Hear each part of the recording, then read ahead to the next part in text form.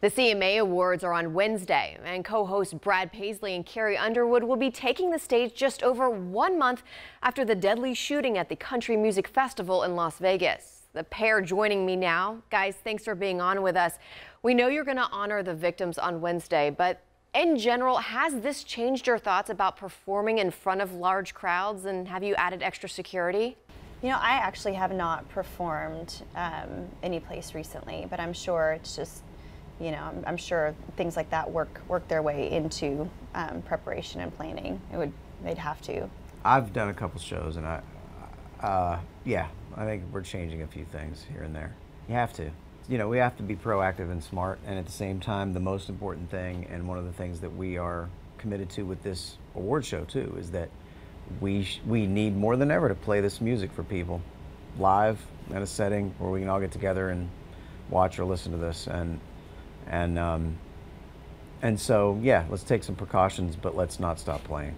Absolutely, and the CMA Awards are always a great time to come together, especially when it comes to collaborations. Any particular duets you're looking forward to? This one's going to be a part of a collaboration. Yeah, I'm pairing up with a new guy named Kane Brown, who's from Georgia. Kane is fantastic. He's a great kid, and I'm thrilled to help him make his debut on the stage. That's a lot of pressure. Yeah, for me. Oh well, for him, I mean, that's a big deal. The CMA is a big deal to perform. I remember the first time I played on it. It's you're even if you're someone who's good at controlling your nerves, you feel it the first time you do something like that, because this is what you want to do for your livelihood, and there's everyone who's done it sitting in front of you. Judging. No, I'm just kidding. Judging, without a doubt.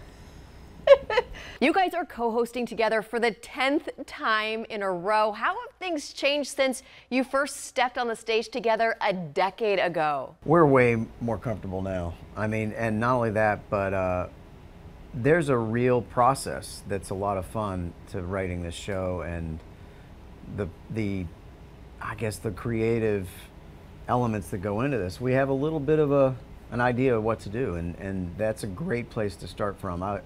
I like that. Yeah, the first year was kind of like, what are we doing? Is this going to be okay? And I don't even think they were sure that they'd made the right decision.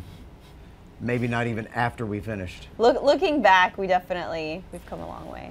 Now, obviously, even with really well-planned shows, some things always go wrong. What's the biggest goof you guys remember from past years? I remember one when Vince Gill was being honored. Yeah. Everybody stood up and were clapping and for so long, and when they stood up in front of the teleprompter, and it was like, oh no, yeah, they had it too low. It was like you can only see the top line. Segment, and we wanted to get it right, and it was like, oh my gosh, everybody needs to sit down, but they don't know they need to sit down, so yeah, it's like you don't want to tell everybody to sit down on someone's weird induction into the Hall of Fame. So we literally had the top line to be able to read and just kind of go with it. It was like a Curb Your Enthusiasm moment or something. Brad and Carrie, thank you so much for joining us. And fans, you can watch the 51st Annual CMA Awards right here on Channel 2, Wednesday, November 8th at 8 p.m.